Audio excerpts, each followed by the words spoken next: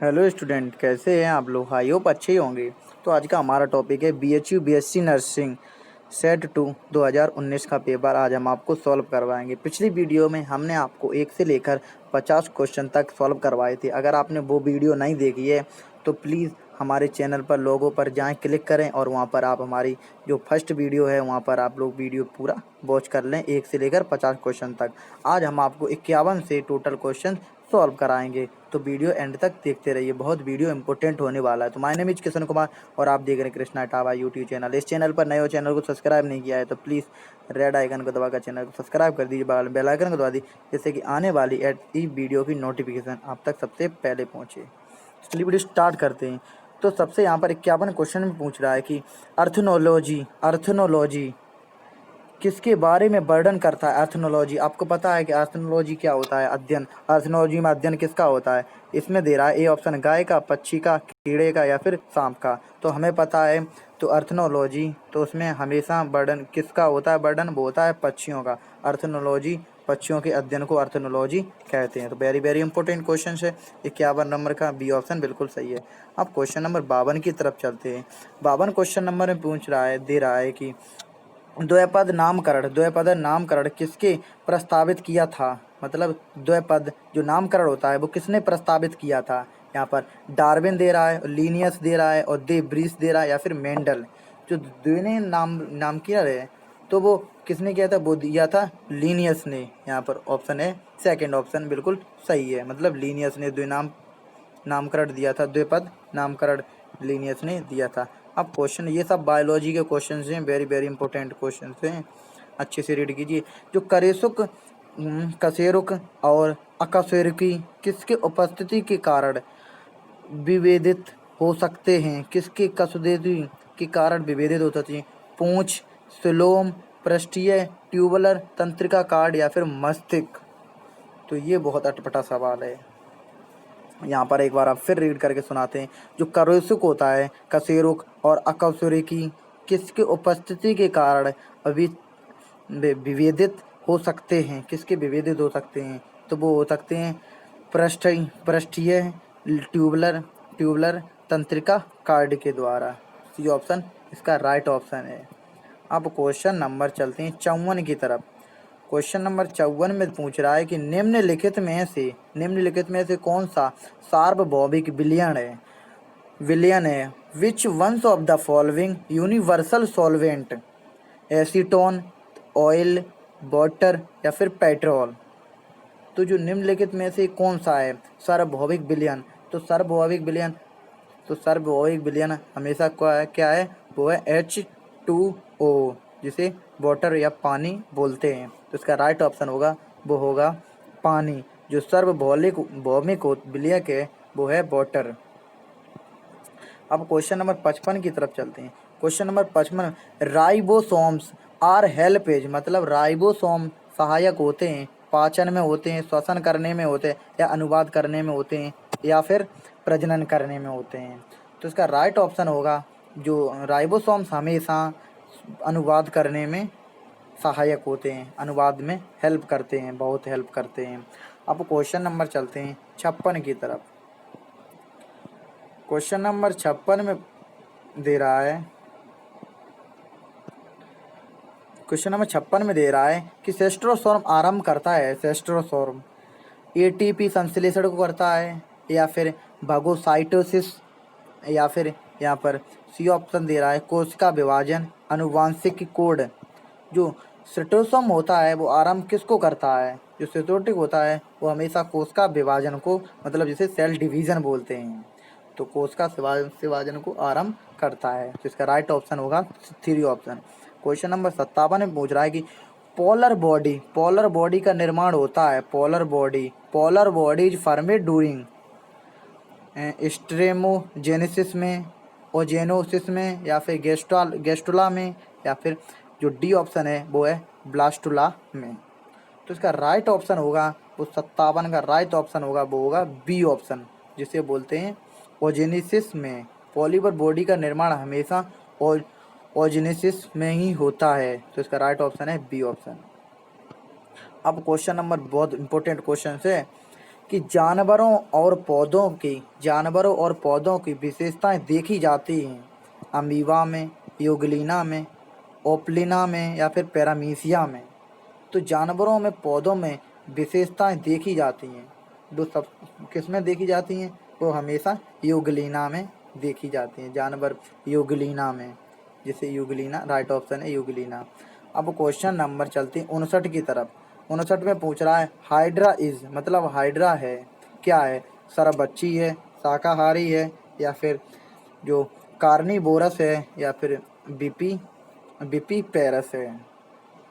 Right option इसका होगा जो होगा हाइड्रा हमेशा कार्निवोरस होता है। अगर आपको जैसे कोई धुंधला दिखलाता हो तो आप अपनी वीडियो क्वालिटी बढ़ा लें, और अगर वीडियो क्वालिटी नहीं तो आप वॉइस तो सुन ही चुके होंगे, उससे अंदाज़ा लगा के आप अपने नोट्स में नोट कर सकते हैं। इसकी पीडीएफ हम आज आपको इस वीडियो की लिंक डिस्क्रिप्शन में दे देंगे, जिससे आप लोग अच्छे से रीड कर पाएँ अपने घर पर। ओके, अब क्वेश्चन नंबर 60 की तरफ चलते हैं। क्वेश्चन नंबर 60 में पूछ रहा है कि आंतों के परजीवी ज़्यादातर होते हैं एंडेस्टाइन, प्रोजेस्टिन एंड मोस्टली गोल कीड़े के, आवासीय, आवायवीय, प्लेट कीड़े या फिर ओभयलिंगी। आंतों के परजीवी ज़्यादातर होते हैं, आंतों के परजीवी ज़्यादातर किसके होते हैं? वो अवावीय के होते हैं, अवावीय। तो इसका राइट ऑप्शन था वो था बी ऑप्शन, बिल्कुल राइट ऑप्शन है।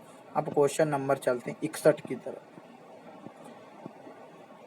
61 में पूछ रहा है कि प्रोटीन का एक बहुलक है, प्रोटीन का एक बहुलक है, ग्लूकोज है, फ्रक्टोज है, या फिर अमीनो एसिड है, या फिर लिपिड है। तो प्रोटीन इज पॉलीमर ऑफ, तो इसका जो प्रोटीन का एक बहुलक है, तो आपको पता है तो प्रोटीन का बहुलक है वो होता है अमीनो एसिड। तो राइट ऑप्शन होगा वो होगा थर्ड ऑप्शन, बिल्कुल राइट हो जाएगा। अब क्वेश्चन नंबर 62 की तरफ चलते हैं। वायरस दोहराते हैं, वायरस क्या दोहराते हैं? अगर जेल को दोहराते हैं, मृत ऊतक को दोहराते हैं, या फिर जीवित ऊतक को, या केवल कल्चर मीडिया को। जो वायरस होते हैं वो हमेशा जीवित ऊतक को ही दोहराते हैं। तो इसका राइट ऑप्शन होगा वो होगा लिविंग टिश्यू, राइट ऑप्शन है। क्वेश्चन नंबर 63 की तरफ चलते हैं।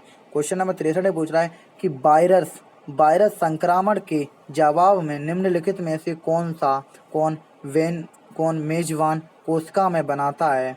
अतिविष, इंटरफेरॉन, या फिर लिपोप्रोटीन, या फिर ग्लोबिन।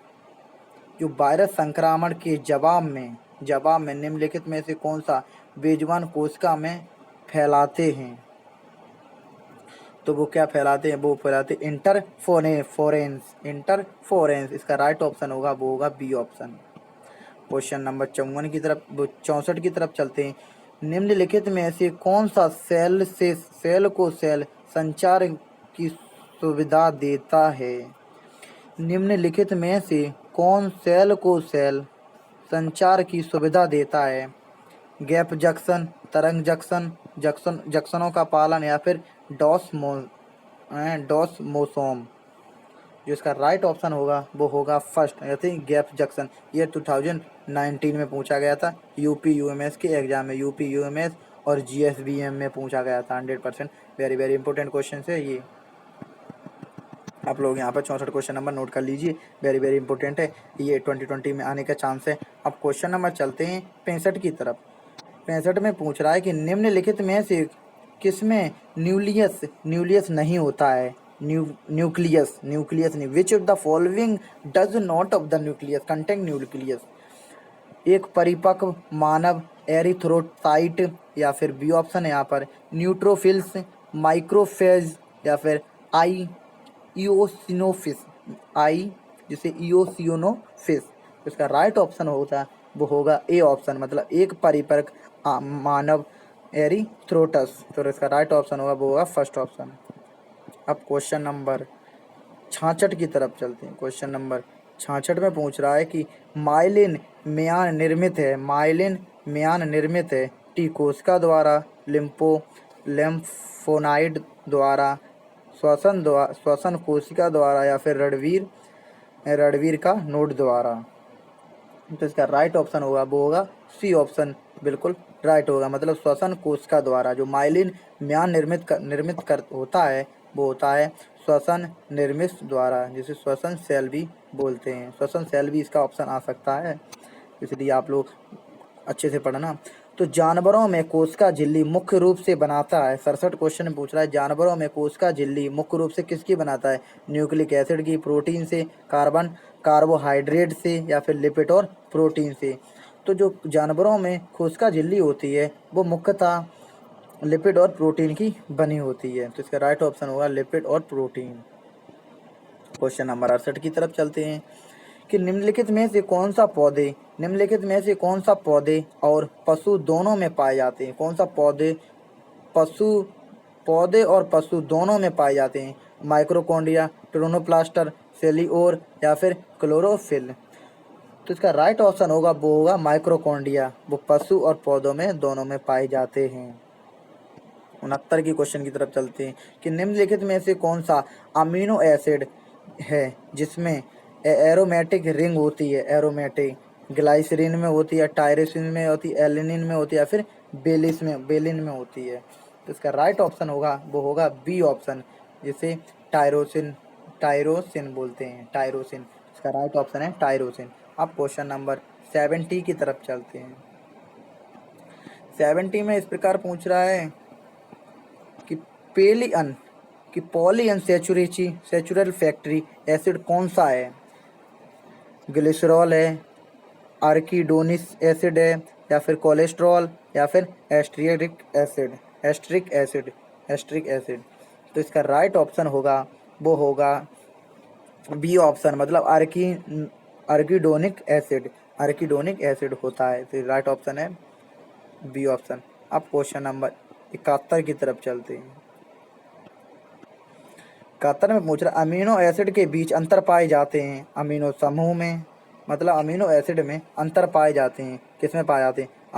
अमीनो समूह में, आर समूह में, पेप्टाइड बंध में, या फिर कार्बोक्सिल समूह में। जो अमीनो एसिड होते हैं अंतर पाए जाते हैं वो हमेशा आर समूह में ही पाए जाते हैं, आर ग्रुप। इसका राइट ऑप्शन होगा वो होगा आर ग्रुप। अब क्वेश्चन नंबर 72 की तरफ चलते हैं। 72 क्वेश्चन में पूछ रहा है कि पशु अधिकतर हैं ऑटोट्रॉपस के, हेट्रोट्रॉप या परजीवी, या फिर ऑक्सोट्रॉप्स। तो पशु अधिकतम होते हैं वो होते हैं हाइड्रोट्रॉप्स के। इसका राइट ऑप्शन होगा वो होगा सेकंड ऑप्शन, बिल्कुल राइट होगा। अब चलते हैं क्वेश्चन नंबर 73 की तरफ। 73 में पूछ रहा है कि सिकल सेल, यहाँ पर अभी देखते हैं, हाँ, सिकल सेल रोग की संरचना में परिवर्तन के कारण होता है। सिकल सेल रोग यहाँ पर पूछ रहा है रक्त में होगा, रक्त की संरचना से परिवर्तन के कारण होता है, या हीमोग्लोबिन, या कोशिकाओं, या फिर मायोग्लोबिन। जो सिकल सेल रोग होता है, सिकल सेल रोग, वो हमेशा हीमोग्लोबिन की संरचना में परिवर्तन के कारण होता है। हीमोग्लोबिन इसका राइट ऑप्शन है, हीमोग्लोबिन। अब चलते हैं क्वेश्चन नंबर 74 की तरफ।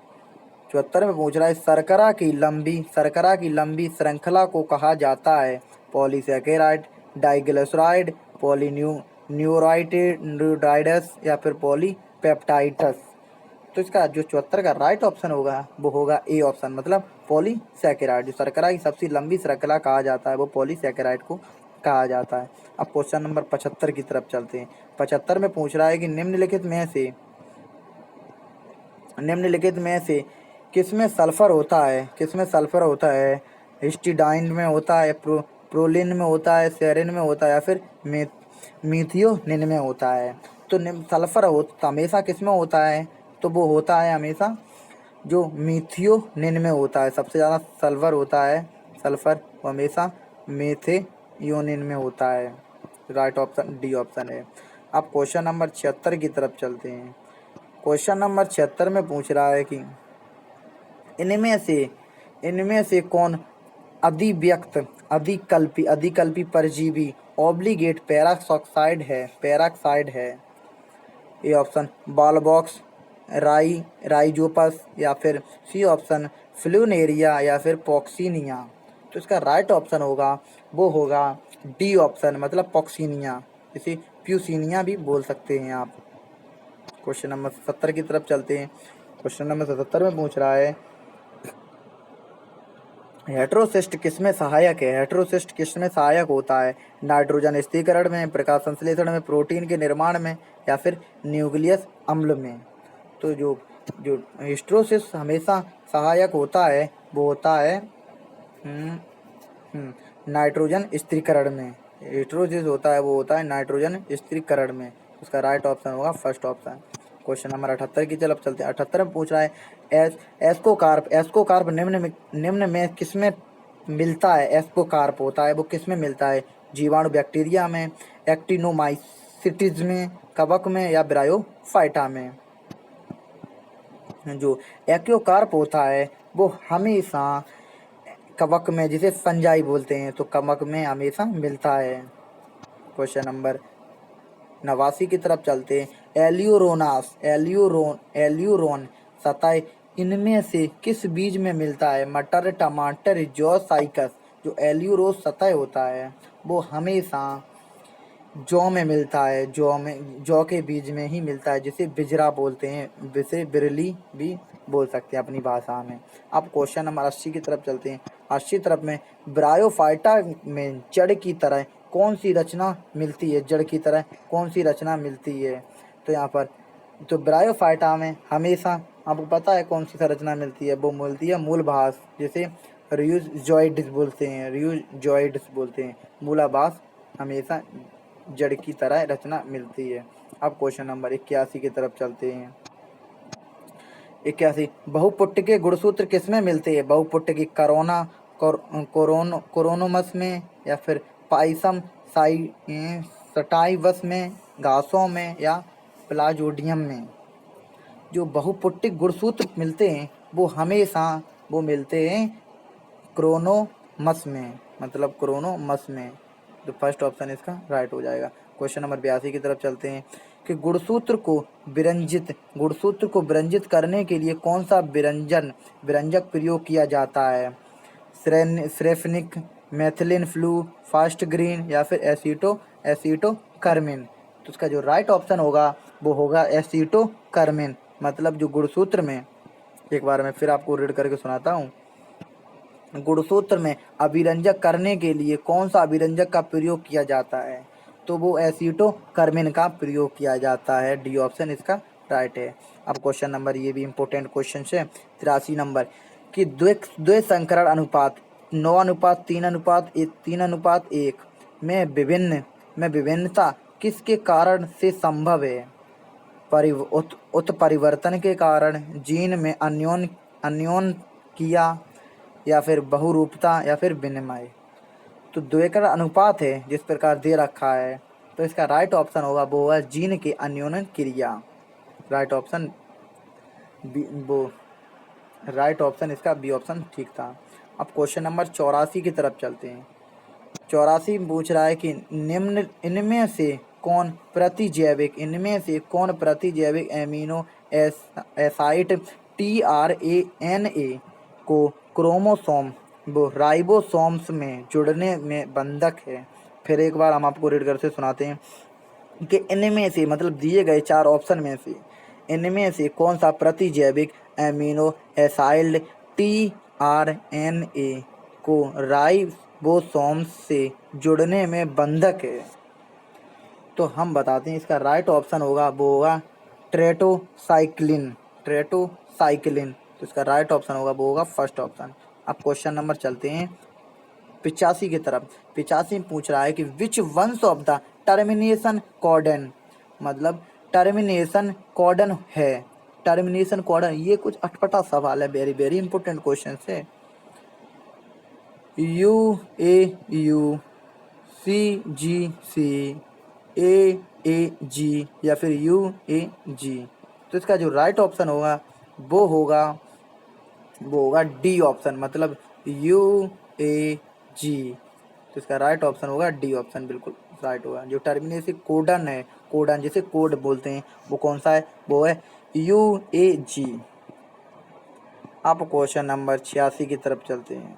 क्वेश्चन नंबर 86 में पूछ रहा है कि जिनगण किसमें सहायक है? जिनगण जिन होते हैं, जिन जिसे जिनगण में जो जिनगण होते हैं वो किसमें सहायक होते हैं? जिन वियोजन में, जिन रूपांतरण में, जिन संश्लेषण में या जिन प्रकटीकरण में। तो जिन गण होते हैं, जिन गण, वो हमेशा जिन स्थानांतरण में होते हैं। राइट ऑप्शन होगा सेकंड। क्वेश्चन नंबर 87 की तरफ चलते हैं। बेलामेन किसमें मिलता है? बेलामेन किसमें मिलता है? कुस्कुटा में, राइजोफोरा में, बांडा में, या फिर ब्रायोफाइलम में। ब्रायोफाइलम में। तो बेलामेन है, बेलामेन, तो वो हमेशा वो बोंडा में मिलता है, बोंडा। तो इसका राइट ऑप्शन होगा बोंडा। सी ऑप्शन बिल्कुल राइट होगा। अब क्वेश्चन नंबर 88 की तरफ चलते हैं। ओसीमम, ओसीमम में कौन सा पुष्प क्रम मिलता है? Ocimum, Ocimum, what is Ocimum, क्या होता है? ओसीमम में कौन सा पुष्प मिलता है? हाईपेंथोडियम, साइथियम, या फिर कैपिटुलम, या फिर वर्टिसिलास्टर। तो जो ओसीसम होता है वो किस पुष्प में मिलता है? वो मिलता है एस्ट्री वो वर्टिसिलास्टर में। मतलब डी ऑप्शन आप समझ सकते हैं, इसका राइट ऑप्शन होगा डी ऑप्शन।